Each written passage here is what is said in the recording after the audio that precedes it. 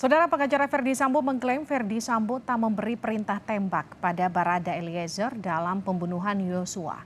Mengapa pernyataan ini muncul jelang persidangan? Kami bahas bersama dengan pengacara keluarga Ferdy Sambo, Rasamala Aritonang.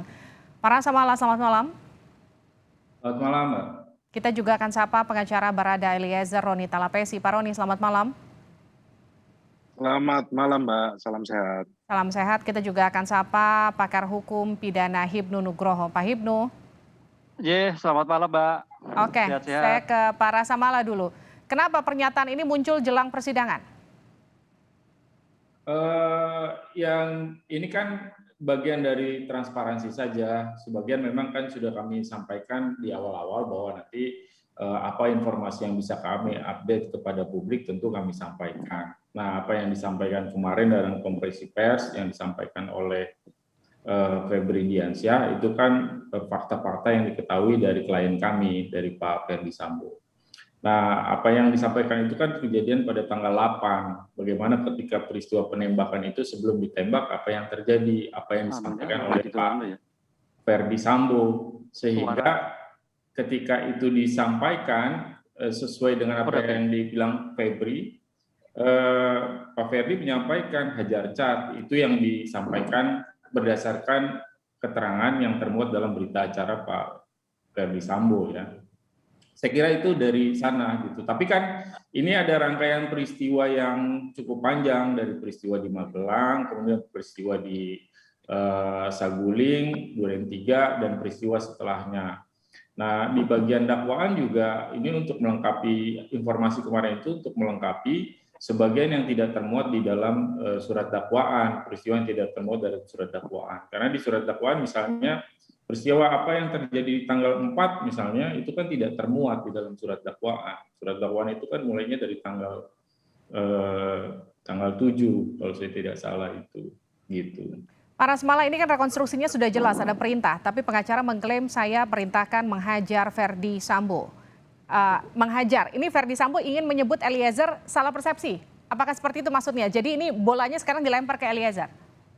Enggak, ini yang akan kita elaborasi nanti pada persidangan. Karena statement yang disampaikan keterangan dari Pak Ferdy Sambo itu kan hajar cat. Lantas bagaimana interpretasi Richard terhadap ajar itu? Apakah benar demikian yang dimaksud oleh Pak Ferdy Sambo? Sama meeting of mind nggak nih, ketemu nggak maksud yang disampaikan oleh Pak Ferdy Sambo dengan apa yang diinterpretasikan oleh Richard?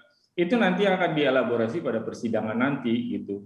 Makanya nanti kan kerangka dalam peradilan pidana kan kita akan bicara pembunuhan ini kan kalau dia 340 berarti ini ada dolus premeditatus, prinsip berencana, kesengajaan yang sebelumnya dengan perencanaan itu harus betul-betul bisa dibuktikan gitu.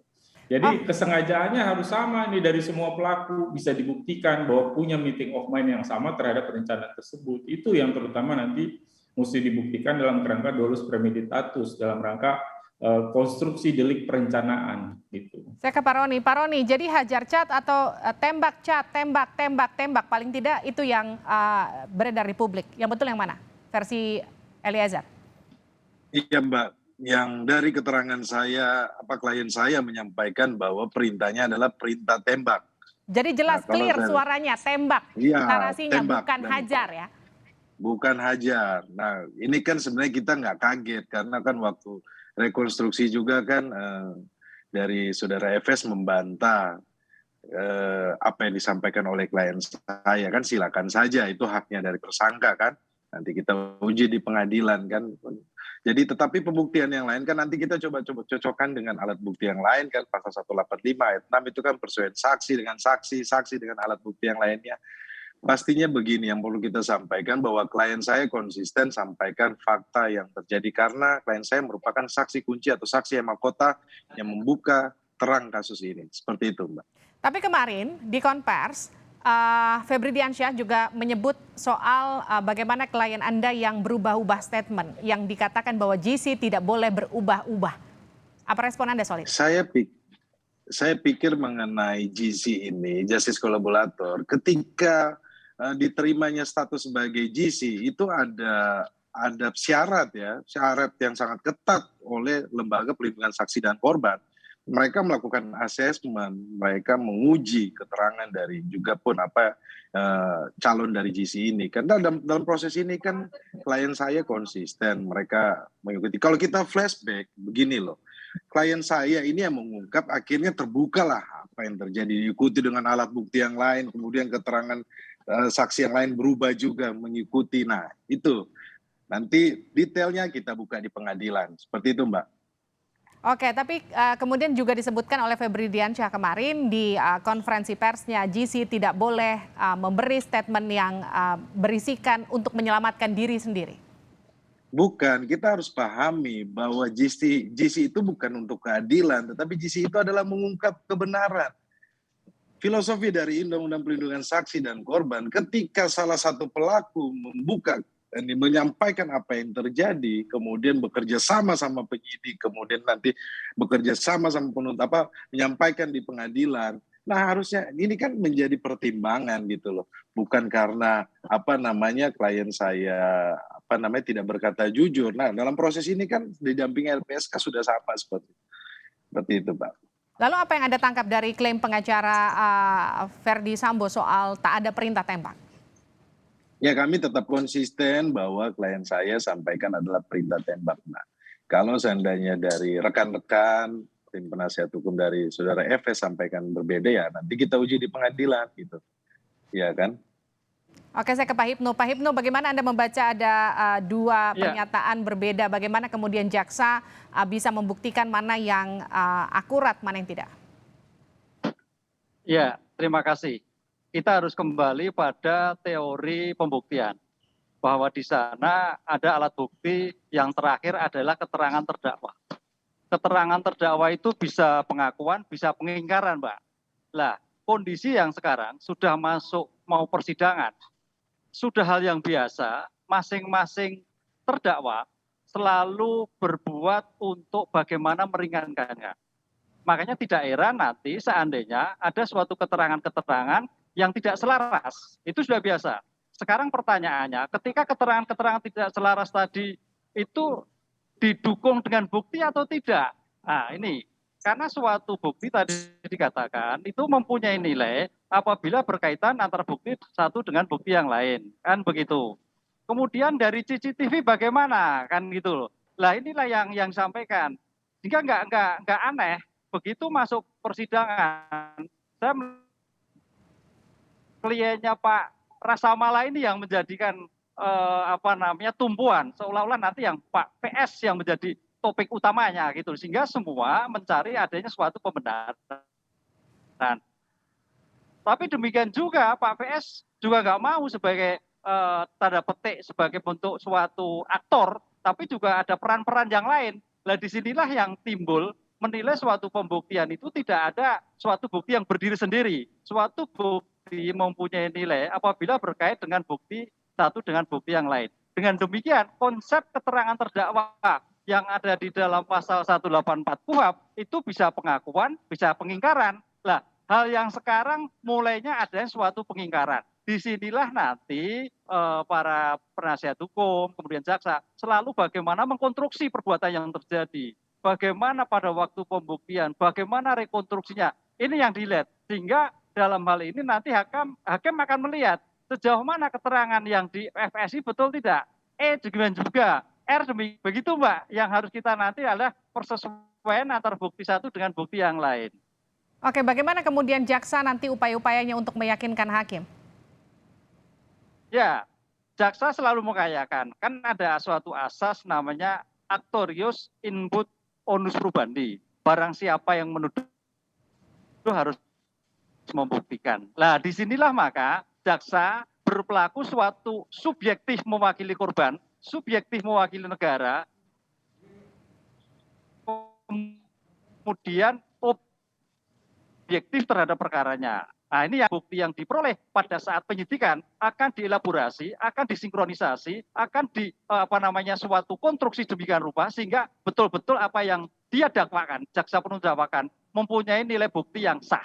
Kan itu. Karena untuk suatu bukti yang sah itu tidak hanya persuasian, tapi kekuatannya bagaimana, nilainya bagaimana, caranya bagaimana. Ini hal prinsip-prinsip pembuktian yang harus dilakukan di dalam persidangan nanti, Mbak. Oke, seberapa penting kemudian motif itu juga akan diungkap dalam persidangan nanti?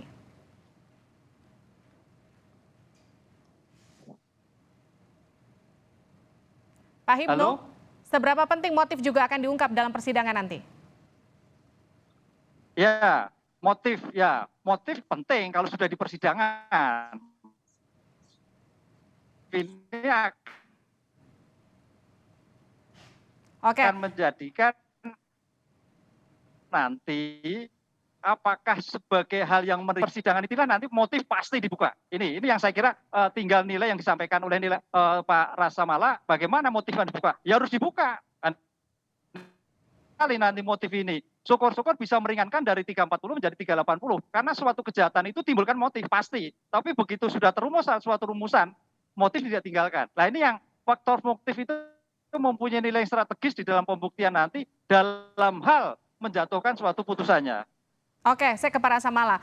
Motif punya nilai strategis untuk menjatuhkan satu putusan bagi hakim. Bagaimana kemudian tim kuasa hukum dari Verdi Sambo untuk meyakinkan hakim terhadap motif yang selama ini diyakini ada dugaan pelecehan di sana? Ya, pertama gini, saya mau mendudukan dulu konstruksi dalam pembuktian di perkara peradilan pidana ini dalam posisi yang tepat ya. Berdasarkan ketentuan pasal 183 KUHP, kita kan menganut negatif letter. Artinya, hakim itu tidak akan menjatuhkan pidana kecuali berdasarkan keyakinannya dengan bukti yang cukup, dia meyakini terjadi tindak pidana tersebut, ada pelakunya, dan dapat dipertanggungjawabkan secara pidana. Gitu. Nah, beban untuk meyakinkan hakim itu tidak ada di terdakwa, itu adanya di penuntut umum sesuai dengan ketentuan pasal 66 KUHP. Terdakwa tidak diwajibkan untuk membuktikan bahwa dia bersalah, yang harus membuktikan adalah si jaksa penuntut umum. Dalam semua konstruksi dakwaannya, harusnya jaksa juga memuat bagaimana jalan ceritanya. Kalau kami jelaskan di dalam konferensi pers yang lalu ada 3 fase, bagaimana jalan ceritanya. Kok bisa Pak Verdi Sambo bisa begitu emosional? Apa yang menyebabkan itu? Yang menyebabkan itu sehingga dia kemudian bertindak pada tanggal 8 misalnya. Artinya harus dilihat hubungan kausalitas dari timbulnya akibat terhadap rangkaian peristiwa-peristiwa yang menyebabkan timbulnya akibat tersebut. Sehingga ketika bicara bagaimana Pak Verdi Sambo bisa begitu emosional, apa yang menyebabkan peristiwa apa, itu juga menurut hemat kami itu seharusnya juga dibuktikan oleh jaksa penuntut umum. Nanti kami men-challenge dalam persidangan nanti, kami men-challenge apa yang disajikan oleh penuntut umum, berikut juga menyajikan fakta-fakta dan bukti-bukti yang kami miliki untuk memperkuat dalam kacamata, dalam perspektif klien kami, yaitu Pak Verdi Sambo maupun Bu Putri. Begitu cara bekerjanya. Jadi bukan dituntut kepada terdakwa untuk membuktikan, jaksa penuntut umum yang punya kewajiban membuktikan konstruksinya. Tinggal nanti apakah dakwaan yang dibangun dalam konstruksi penuntut umum itu lengkap atau tidak lengkap. Kalau dia tidak menceritakan keseluruhannya, maka bagian itu nanti tentu kami juga punya kesempatan untuk menyampaikannya. Kerangkanya begitu menurut saya. Bagaimana Pak Hipnu? Ya, memang makanya nanti di dalam suatu teori itu ada namanya asas asas non incretion. Ya, asas non incretion artinya bahwa seorang tersangka itu terdakwa itu tidak dibebani pembuktian, kan begitu, Pak. Tapi artinya walaupun tidak dibebani pembuktian, tersangka terdakwa itu kan bisa mengajukan kesaksian yang meringankan, kan itu loh. Betul. Ataupun suatu hal keterangan-keterangan yang bisa membantah. Karena ingat ya, namanya suatu persidangan itu adalah suatu bentuk pengujian tentang bukti, pengujian tentang suatu keterangan, kan itu loh. Makanya dalam hal seperti ini di dalam persidangan pun bisa juga nanti ada keterangan yang dicabut, bisa juga ada keterangan yang diralat, kan itu. Dengan demikian konsekuensi dari pembuktian ini merupakan suatu yang betul-betul dicermati dan penasihat hukum juga mencermati, sehingga apa yang dicari dalam suatu teori pembuktian mencari kebenaran material itu betul-betul akan ditemukan. Kan itu, Mbak, caranya seperti itu. Oke, saya mau ke Roni. Bung Roni, kalau kita bicara soal posisi Eliezer yang akan menjadi saksi kunci atau saksi mahkota di persidangan nanti, seberapa yakin Anda, klien Anda nanti tidak akan berubah lagi kesaksiannya di persidangan? Ya, perlu kita sampaikan kepada publik, tidak usah ragu bahwa klien saya tetap akan konsisten menyampaikan apa yang diketahui dia dan yang sudah dituangkan dalam berita acara pemeriksaan ya.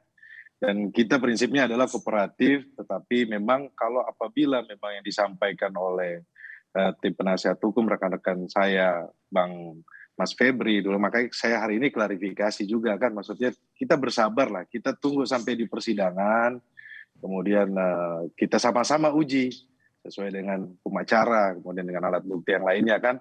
Tapi dalam hal ini perlu kita sampaikan bahwa klien saya siap untuk menghadapi persidangan, seperti itu Mbak. Oke, sesiap itukah juga Ferdy Sambo dan juga Putri Chandrawati, Pak Prasamala? Ya, tentu ini kan bukan soal siap tidak siap, karena pada waktunya hari Senin nanti kan persidangan dimulai dan semua terdakwa tentu harus siap. Hanya memang begini, itu yang kemarin kami soroti, memang kan kita juga mendorong bahwa ini karena ada keterangan justice collaborator, Richard sebagai justice collaborator, tentu tadi disinggung juga sama Prof. Hipnu soal perolehan bukti. Artinya apakah ini kan soal admissibility evidence, perolehan alat bukti yang dianggap sah. Nah, apakah keterangan-keterangan itu diperoleh dengan cara-cara yang sah, itu kan mempengaruhi nilai alat bukti itu sendiri.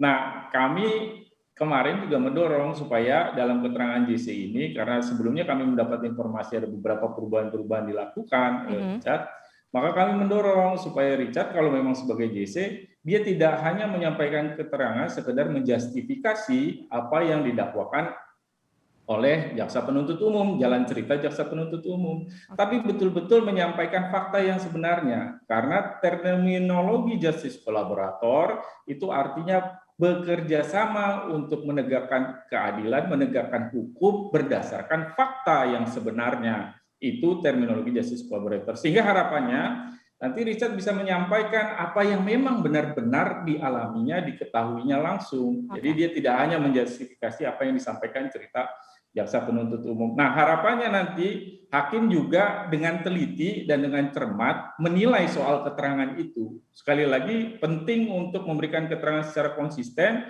karena nanti akan dikonfrontir dengan saksi-saksi dan terdakwa lainnya. Baik. Kalau kemudian tidak konsisten, justru saya khawatir itu akan merugikan mereka yang memberikan keterangan secara tidak konsisten dan tidak benar itu. Saya kira itu poinnya, prinsipnya semua terdakwa tentu harus siap untuk menghadapi persidangan nanti, termasuk Pak Ferdy Sambo juga Bu Putri, saya pikir. Kita nantikan nanti ada kejutan apa di persidangan perdana yang akan digelar awal pekan depan. Terima kasih Pak Prasamala, terima kasih Pak Roni dan juga Pak Hipnu di Sapa Indonesia Malam.